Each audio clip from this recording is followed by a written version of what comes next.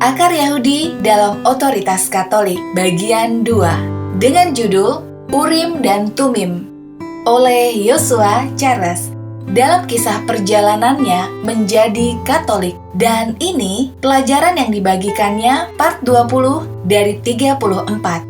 Pada bagian 1 yang mengkaji akar Yahudi dalam Otoritas Katolik, saya menelusuri bagaimana Allah tidak hanya menunjuk Musa, namun juga sebuah imamat yang digunakan untuk memerintah umatnya dan menafsirkan hukum.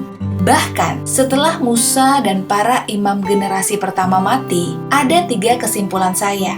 Yang pertama, Tuhan tidak percaya bahwa manusia yang menjalankan otoritasnya di antara manusia merupakan penghinaan terhadap Dia atau otoritas hukum tertulis, yaitu kitab suci. Yang kedua, Tuhan menabiskan Musa dan para imam untuk menafsirkan dan melaksanakan hukum dalam kasus-kasus tertentu dan untuk melakukannya dengan wewenangnya. Ingatlah, tidak ada sola scriptura bagi bangsa Israel. Yang ketiga, Tuhan memastikan bahwa otoritas yang sama akan terus berlanjut lama setelah kematian Musa, Harun, dan imam generasi pertama. Hal ini tentunya berimplikasi pada prinsip suksesi yang mendasari pernyataan Katolik tentang suksesi apostolik. Sebagai sarana yang melaluinya, otoritas untuk mengatur gereja yang semula didirikan oleh Kristus pada abad pertama diabadikan hingga kedatangannya kembali. Dan pada bagian 2 ini, saya memeriksa Urim dan Tumim yang misterius, yaitu seperangkat batu misterius yang diperintahkan Tuhan pada imam besar untuk digunakan dalam melaksanakan penghakiman. Mereka pertama kali muncul dalam kitab Keluaran, yaitu Keluaran 28 ayat 29-30, yang berbunyi, "Maka Harun harus mencantumkan nama anak-anak Israel pada tutup dada penghakiman di jantungnya ketika dia masuk di tempat kudus, agar mereka selalu diingat di hadapan Tuhan. Dan pada tutup dada keputusan pengadilan, haruslah kau bubuhkan Urim dan Tumim, dan itu harus ditempatkan pada hati Harun ketika dia masuk ke hadapan Tuhan. Demikianlah Harun harus menanggung penghakiman atas bangsa Israel di atas hatinya di hadapan Tuhan terus-menerus."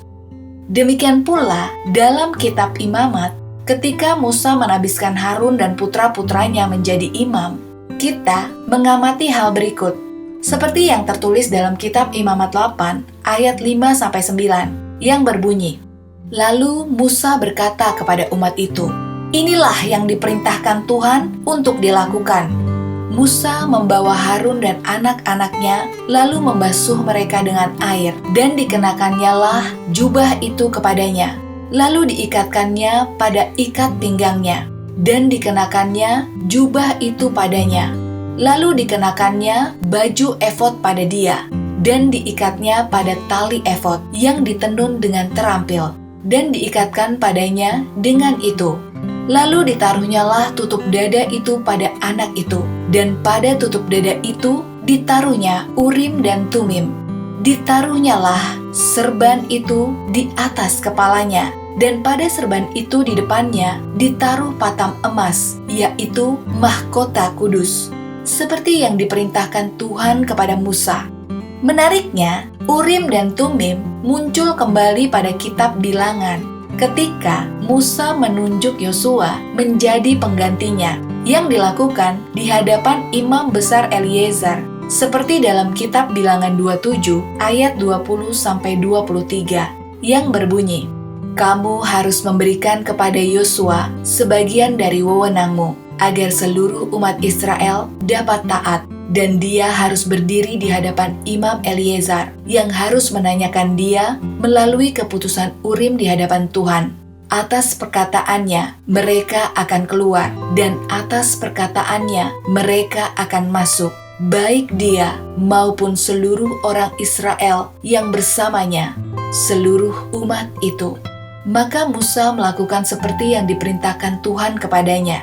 dia membawa Yosua dan menyuruh dia berdiri di hadapan Imam Eleazar dan seluruh umat itu. Lalu dia meletakkan tangannya ke atas Yosua dan menugaskan dia seperti yang telah diperintahkan Tuhan melalui Musa. Dan dalam pemberkatan terakhirnya kepada masing-masing suku Israel, Musa secara khusus menyebutkan Urim dan Tumim kepada suku Lewi, suku imam, seperti yang tertulis dalam Ulangan 33 ayat 8 dan 10 yang berbunyi, "Dan tentang Lewi, dia berkata, berikanlah kepada Lewi Tumimmu dan Urimmu kepada orang salehmu. Mereka akan mengajari Yakub tata caramu dan Israel hukummu. Mereka harus menaruh dupa di hadapanmu dan kurban bakaran utuh di atas mezbahmu."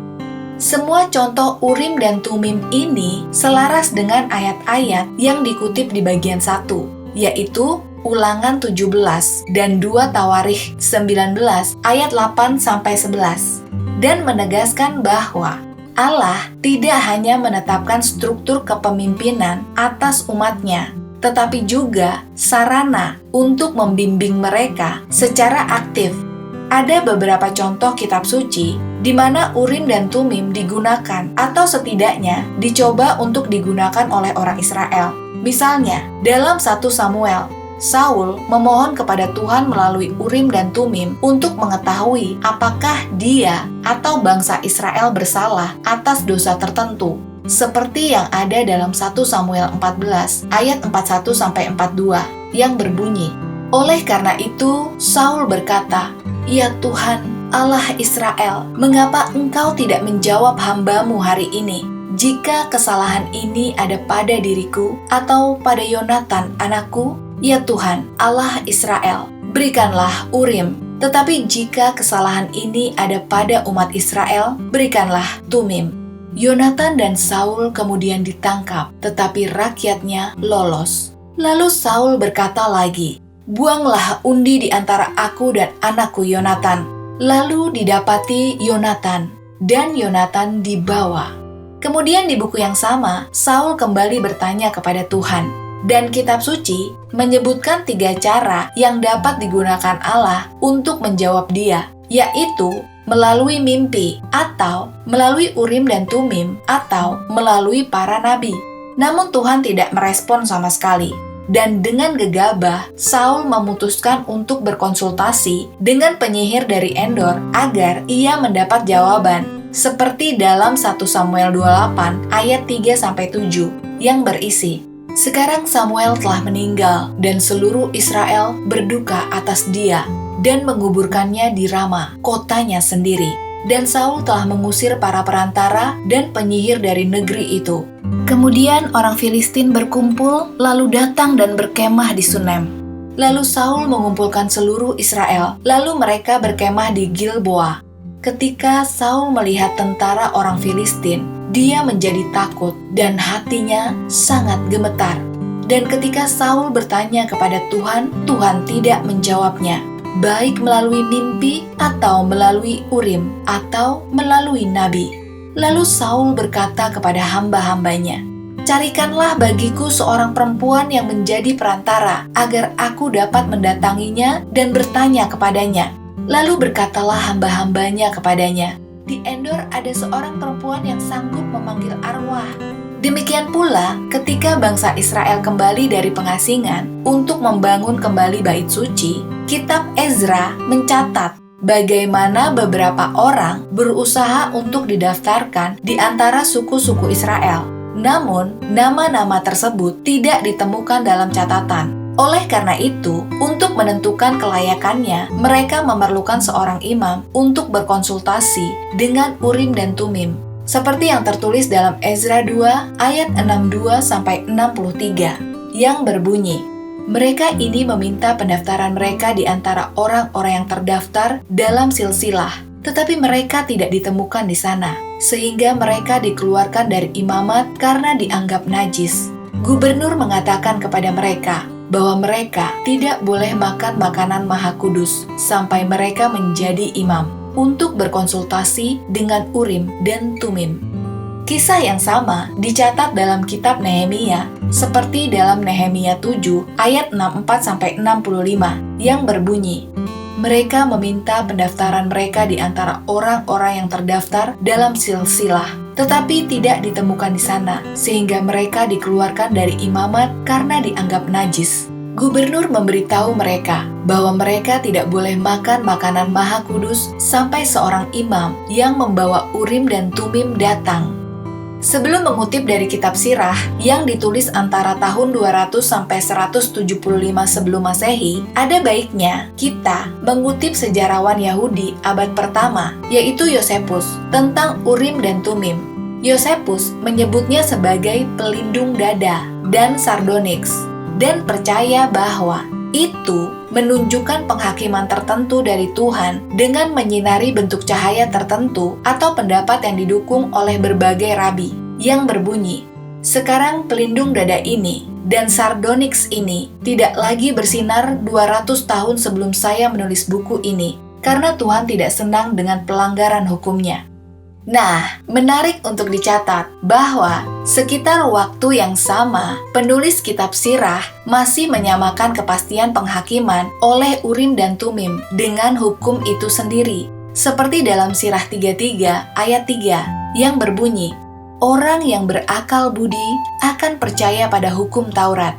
Baginya, hukum Taurat dapat diandalkan seperti penyelidikan melalui Urim.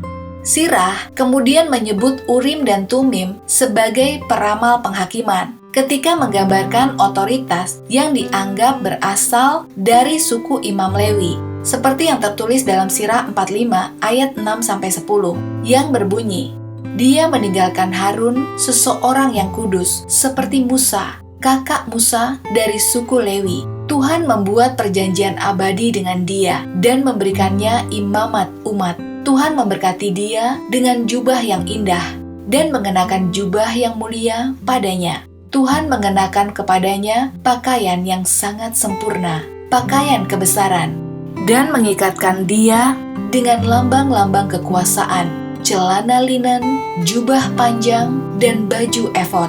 Dan Tuhan mengelilinginya dengan buah delima, dan dengan banyak sekali lonceng emas di sekelilingnya untuk mengeluarkan suara saat dia berjalan, agar deringnya terdengar di bait Allah sebagai pengingat bagi seluruh umatnya, dengan pakaian kudus dari emas, ungu muda, dan ungu tua, buatan ahli sulam, dan juga tutup dada, pernyataan keputusan Tuhan, Urim dan Tumim. Organisasi Yahudi Ortodoks, Chabad, menjelaskan Urim dan Tumim dengan cara yang sesuai dengan kitab suci, yang berbunyi, di Israel zaman dahulu, ketika keputusan penting secara nasional diperlukan, imam besar dimintai pendapat. Di dalam lipatan tutup dada imam besar terdapat Urim dan Tumim, atau pelita dan kesempurnaan, seperti dalam Keluaran 28 ayat 30. Menurut sebagian besar tradisi, Urim dan Tumim adalah selembar parkamen dengan nama yang tertulis di atasnya, atau Rasi, Ramban, Ralbak, Ibid, Ritva Tuyoma. Dalam Ritva Tuyoma 73b, fungsinya adalah sebagai ramalan yang dapat meramalkan apakah orang Yahudi harus mengambil tindakan tertentu atau tidak, seperti dalam Bilangan 27 ayat 21. Lihatlah juga dalam 1 Samuel 10 ayat 22 dan 14 ayat 4. Dan itu hanya digunakan oleh raja, pengadilan tertinggi Yahudi, atau orang yang dibutuhkan oleh seluruh masyarakat, seperti dalam kutipan Mishnah Yoma 7 ayat 5, yaitu seperti seorang jenderal, atau seperti dalam Tifet Yisrael Ibid. Ketika pelayanannya dibutuhkan, Kohen Gadol atau imam besar akan berdiri menghadap tabut suci dengan penanya di belakangnya, dan individu yang menginginkan jawaban akan mengajukan pertanyaan sederhana seperti iya atau tidak, seperti haruskah kita berperang?